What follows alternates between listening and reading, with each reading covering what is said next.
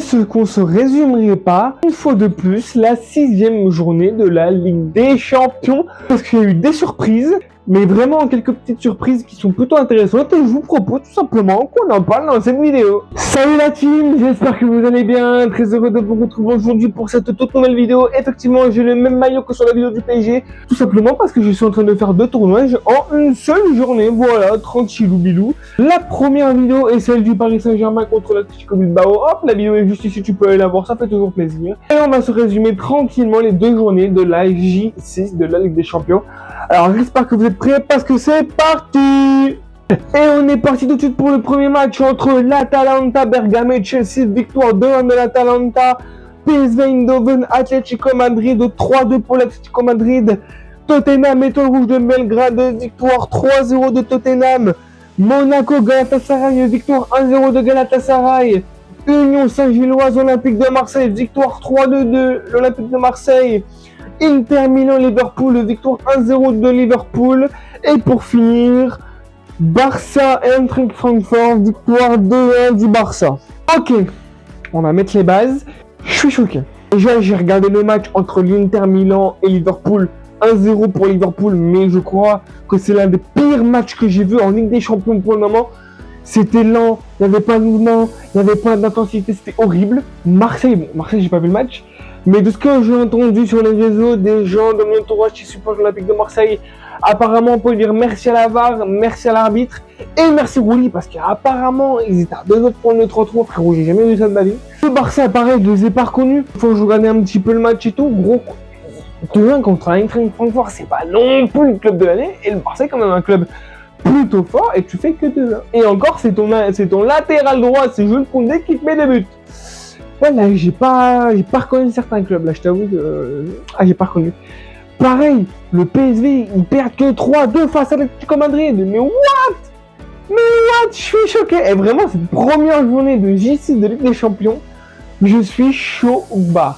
C'est comme Monaco, bon, c'était pas Galatasaray, c'était à Monaco, mais il gagne 1-0 contre la Galatasaray, mais c'est magnifique ça, mais c'est ce qu'on aime putain en football, c'est, tu vois, c'est ça là, c'est bon, c'est parfait, c'est nickel. Donc on passe tout de suite à la deuxième journée de la 6e journée de Ligue des Champions, et on est tout de suite parti avec Bruges Arsenal, victoire 3-0 d'Arsenal, Atlético Bilbao, Paris Saint-Germain 0-0, Real Madrid, Manchester City, victoire 2-1 de Manchester City, Bayer Leverkusen, Newcastle 2-2. Juventus Pafos 2-0 pour la Juventus.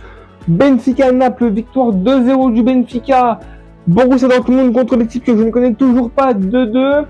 Séville contre Copenhague, victoire 3-2 de Copenhague. Karabakh contre l'Ajax, victoire 4-2 de l'Ajax. Et voilà. Et là, je vais devoir prendre le téléphone parce qu'il y a quand même pas mal de matchs. Mais déjà, le premier match, il faut mettre les bases. Frérot, Ajax, ils ont enfin gagné un match. Regardez, je peux vous montrer, regardez. C'est le dernier match. Très mauvais focus. Voilà, ça va très mal, mais voilà, il y a 4-2 pour l'Ajax. De toute façon, je vous l'aurais mis à l'écran, c'est le dernier match que j'ai dit. Vous l'avez à l'écran propre et tout. Les 4-2 pour l'Ajax, ils ont enfin gagné un match. C'est fou, c'est trop bien.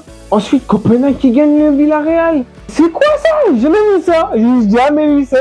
Copenhague est quand même sur le papier beaucoup moins fort que Villarreal. Et ils ont gagné, en plus à l'extérieur. Voilà. Benfica qui gagne Naples. Waouh, c'est trop, c'est vraiment trop, c'est pouf. Aussi un match. Real de Madrid, Manchester City. Victoire 2-1 de Manchester City. Mais le Real, mais vous dormez ou quoi? Vous dormez en Ligue 1, vous dormez en Ligue des Champions. Là, si vous dormez en Coupe du Roi et en Super Coupe du Roi, les gars, vous allez pas aller très loin, sachant que Xabi Alonso, normalement, va être viré pas dans pas très longtemps, parce qu'il me semble que depuis le match au Celta Vigo, s'il perdait contre City, il allait être viré, de ce que j'avais entendu. Donc c'est comme qu'il a perdu, est-ce qu'il va être viré ou avoir une toute dernière chance? Je ne sais pas, mais je suis choqué que le Real de Madrid ait perdu face à City. Voilà, je pose ça sur la table. Après le Paris Saint-Germain, j'en ai fait une vidéo ici.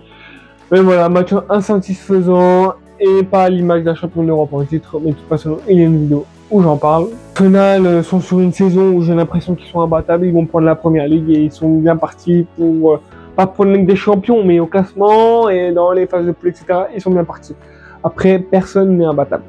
Et ben voilà, ça c'est fait, le résumé est fait. Ouais, des résultats qui m'ont choqué quand même. L'OM qui a failli perdre contre l'Union Saint-Gilloise, l'Ajax qui gagne enfin un match, City qui gagne le Real de Madrid.